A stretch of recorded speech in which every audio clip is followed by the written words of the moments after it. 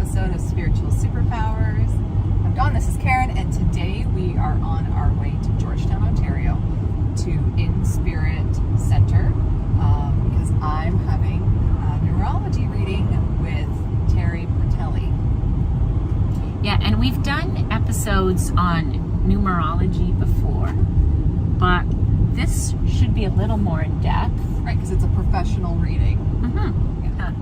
It'll be interesting to see what Terri has to say about numerology in general, but it'll also be interesting to see what she has to say about you when it comes to numerology. Yes, very curious, and I will be asking her about 710. Oh, good. Yeah. We did an episode before where I just saw it all the time. Right. So I'm going to ask her professional opinion on that number and whether or not numerology plays a role with that, or if it's directly a communication or a message from the angels. Excellent. And so we're going to InSpirit, and we've done an episode there before where we did some pendulum picking and some Divination oracle tools. Yeah, and some divination tool picking. Right, for Emily and Meredith. Yeah, so we'll put a link to that episode as well. And sorry about the bumpy road. It is what it is. All right, so we'll see you soon at InSpirit. Are you familiar with numerology? So the branch of numerology that I study is Pythagorean, which is the most predominant and most popular form in North America. Numerology looks at your date of birth, similar to astrology. But unlike astrology, we also look at your name. And we look at the name that you're given at birth, because it's at that time at birth when all those vibrational frequencies that determine you and everything that you are and that you are to do and what you brought into this life, those things are kind of determined at your birth with your name. And your name is a contract between your parents and the universe. I love it because it's like this. It's like an explorer. It's like a journey of discovery. I've got one of these for me. Yeah. But anyways, this is you, and it actually looks like this. Now these are just mine, but what I will also get you, and I am going to type this up in a formal report. So. Dawn, Caron, Robin. It's spelled just like that? Okay, great. So, every letter is a unique vibration. And those vibrations are assigned a number 1 through 9. And the reason we only use numbers 1 through 9 is because those are the numbers that form the foundation of all other numbers. They just keep repeating themselves. 0 has a special place. It's got a special meaning. It's more of an amplifier. But there really are no zeros in your chart here. So let's go through this. So first we're going to start with your date of birth, January 7th, 1980. And simply we convert that to numbers and add it up. And this gives us your birth force number. So your birth force is all the gifts, and everybody comes into this life with gifts. Everybody, bar none. Okay? These are your strengths, though. Your birth force strength is an 8, which I will explain. And then we look at your name, and on the top, I've assigned values to the vowels. And added up, that gives what is known as your soul number. But this is what your soul wants on the deepest level. And probably no one else knows this except you. Okay? A 22-4, which is, I will tell you, that's a spiritual number. Yes. Not surprising at all. Okay. And then the consonants on the bottom also have their values. And when we add those up, that gives you your personality number. And personality is what you show the world and how other people see you. Okay. And you're a 3. I will explain later why my voice went up when I said you've got this unique combination going on here, and this is why I love this so much. Okay. So your path of destiny related to your soul number, related to your personality number. This is what you came into this life to do. If you try to resist these numbers, you'll get frustrated. You'll get frustrated and unhappy. And anyway, your path of destiny is a 7. Again, 7, we've got a combination of things. You're this incredible mix of vibrations. Reality number, also known as your maturity number. This is kind of what you're working your whole life towards. And then finally, your habit challenge. And habit challenge is just what it sounds like. This is, you spend your life developing these qualities, mastering them, and trying to perfect them. But there will always be days when you're out of balance. We've all got days like that. That's why it's called the journey. Okay.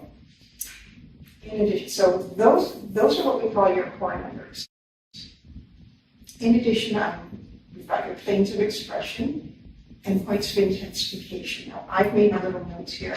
Planes of expression really describes how you see the world, how you interpret it and perceive it on a day-to-day basis, and how you manage it. The filters you are strongest on the physical and the emotional plane. Okay, and what this means is that, first of all, on the physical plane, your physical number is a 5. What this means is that when you see the world and you interpret it, first of all, from a very practical, down-to-earth, organized perspective.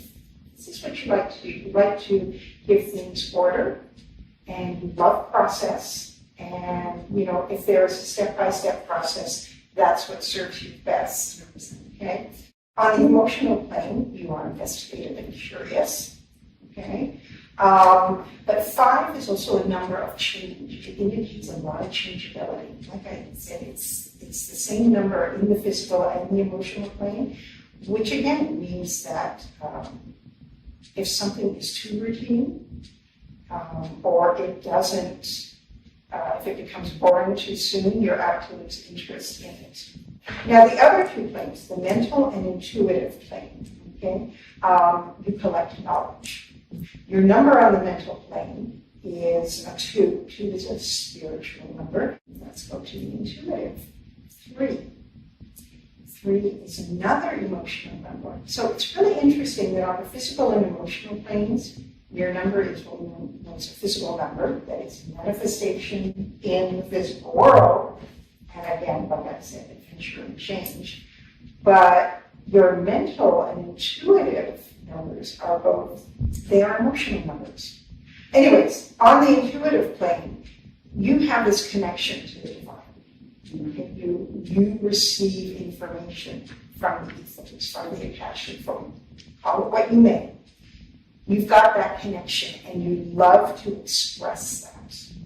And I've also just written down here psychic responses. So there's this psychic connection. 7, I like to call, and a lot of numerology, I wish I could take credit for giving it its original name, but a lot of numerologists call it the psychic scientist. Oh my gosh. God. That is so you. Oh my God. Yeah. Okay. I love when I get that reaction. Okay, so path of destiny, what you're here to do. The best way to do if you're here to do, because you're in search of knowledge. You're always searching for knowledge. It's from any kind of experience you can get. Anything that increases your knowledge, and that makes you an excellent educator. Part of your path here is to really dive into the mysteries of life, both scientific as well as the occult. Okay? And here's the best part, to relate them to each other. Because, there's this divide that drives me nuts about, science versus New Age, or call it whatever you want. And they're not different. They're really not different. We know that. I'm actually doing my PhD in quantum physics as to how it applies to occult. So that's That's wonderful. I like the science, but I'd be able to explain That's fabulous. Yeah, that's Because you're, oh, I just got this one. Because you're the intuitive side of your brain and the analytical side of your brain really are meant to work together. So you take those wonderful divine insights. Mental growth, it serves you well with your birth first to study philosophy, religion, and mysticism. Oh! Okay. And in this case, in your case, your soul number is 4, and the double digit is 22. Excuse me. And that's what we call the master number. 22 is a master number, or so are there other master numbers? Okay. It's not the master number, it is a master. Yes. Okay. There's 11, 22. Oh, so anything that's double? Yeah. Okay. Mhm. Okay. 11 is a rather difficult one. 22 is, I'm not going to say a little bit easier, but master numbers are more intense vibrations. And it's a very, very intense vibration that to live under it or to work under it 24/7 can be very exhausting.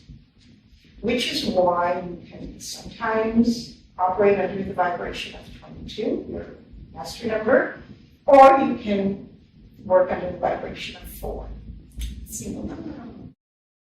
Points of intensification. This is just another way of looking at the letters in your name and looking at the balance of the different vibrations. This is based on the fact that letters in each name, each letter will occur a certain number of times. If it occurs less or more, then something might be under or over intensified. This is just a couple of write-ups on these pages here, the personal year cycle. In a sense, when you do look at your table of events, I've only done this up until age 62. Okay, pinnacles and challenges. In numerology, your life is divided into 4 periods. The first period for you was from birth to age 28. The second period for you was from 28 to age 37. The third period that you're in right now is from 37 to 46. And then the final period is 46 up until whenever. In each of these periods, you have a pinnacle, which is a certain aspect that you are striving to achieve of everything that you do and experience during that time period. It's meant to help develop that aspect of you. And just so you know, after age 46, your pinnacle is a 1. So this is you being you. This is going to take you, like I said, for the rest of your days. This is you being who you are, standing up as you are, marching to the beat of your own weird is basically it. Yeah, it's a time when you are going to, your confidence is going to bloom, you're going to, oh my gosh, you're going to be in the spotlight, and it is, be prepared for that too. Okay, yeah, because I'm not thinking spotlight. I was just happy to be me. Okay. Well, part of you being you is going to bring you into the spotlight. But the challenge is that you still have so much work to do. Goodness, I had no idea that this is what we were going to talk about, and just how crazy accurate it is. Cornerstone, capstone, and the first vowel in your name are just another way of kind of validating all the other information that we've determined. So the cornerstone, which is the first letter in your name, D, kind of looks at your personality, how you approach things. D is a 4. The vibration is 4. So again, you approach things with that pragmatic, logical process, organized method. Okay? The capstone, which is the last letter in your first name, N, which is how you like to finish things. Creatively, originally. You know, you like to say, this is my work. And then the first vowel in your name, this is what drives you. And I'm going to laugh because the first vowel in your name is A. A is one. There's that originality, that marching to the beat of your own drum. And most importantly, what goes along with that is that, you know, people with that one vibration, they stand out. They really do. So now this, the table of essences. And what this does is, I'm looking at your life pretty much from birth onwards. And we look at a few different things. We look at, first of all, the person in the year that you're in, going all through here. And it gives a picture of events in your life and what was going on. Oh, wow. I'm going to jump right to this year. Okay? So right here, what's going on this year is a lot of change, things that are requiring you to be adaptable, resilient, but it's always forward moving. You are moving in a forward direction. It serves you well this year to be aware, always be aware of what is going on around you. What that's going to lead to, what I see for the next 3 years, 23, 24, and 25, is you are going to launch into something new. It's going to be 3 years of abundance for you. Okay. Wow. Hey. There's that empowerment again that I was talking about. Yeah, you're going to have the drive, you're going to have the ambition to do it. People are going to look up to you. You might even find yourself leading people. There's that leadership thing again. But definitely, if you're not leading them, then you're inspiring them. A question outside of this. When people see numbers, for instance, lately, for the last year or so, I've seen the number 7, 10 consistently. I'm just curious if there's a numerology aspect to it, or is it just like messages from? They are messages from the universe. Okay. Okay, and what these messages are is they don't require any action on your part. They're just messages of that pertain to what you were doing or thinking at the time that you see it. Okay. So I didn't realize that numerology can actually continue on and kind of predict how things are going. That is such predictive. We did this reading. Would then I come back for more numerology? Or is this a one and done kind of thing? This is it. So like an astrology reading too? Yes. Okay. This you can keep with you for your entire life. Okay. And you can keep going back and consulting it. And if you have any questions, you know where to find me. Wow. Okay, so that was way awesome. Like I didn't know what to expect, but that was so much cooler than what I expected. So I'm really, really, really happy with that. Yeah, like all the detail, right? So much detail, and it helped me to kind of understand myself a lot better, accept myself a lot better. Yeah. And I didn't realize that they can predict stuff, so that's super cool. So it's actually like I know what's coming my way, and when things happen, I can go back, like the astrology reading that we did. Yeah. I can go back and actually look at what's going on in my chart, or look forward and look at what's going on in my chart. So Yeah. I'm so excited. Yeah. But you know what I loved? And I've never heard this term before, but it's 100% the way I feel is the psychic scientist. Oh gosh. Because I almost like fell on the floor. The only reason why I didn't was because I was videoing, but I'm like, that's it exactly. that's said it's like a scientist and a witch doctor, you know, like that's kind of Yeah, how but I feel, bringing but them that's both together, together. psychic scientist, yes. Instead of them clashing, you're bringing it Yeah. together. Oh my gosh, I can't think of a better term to Yeah, so describe whoever you. came up with that, that's a really cool term. Yeah. Yeah. Yeah. No, I would recommend it because I'm inspired now because I related to it, but then also just to be more in my potential. Because a lot of people think, or they wonder what their purpose is, what does their soul Yes. want. Well, I just got a reading that explained everything to me, and Right. I've been lucky enough to be, for the most part, aware of what my calling is and Right. what And fulfilling drives me it. and Yeah. fulfilling it. But for those people who don't, she just laid it out there for me, Right. or for people. So I really enjoyed it. So thank you, Terri, for allowing us to film, and then also for giving me just such a great reading. Yeah. All right.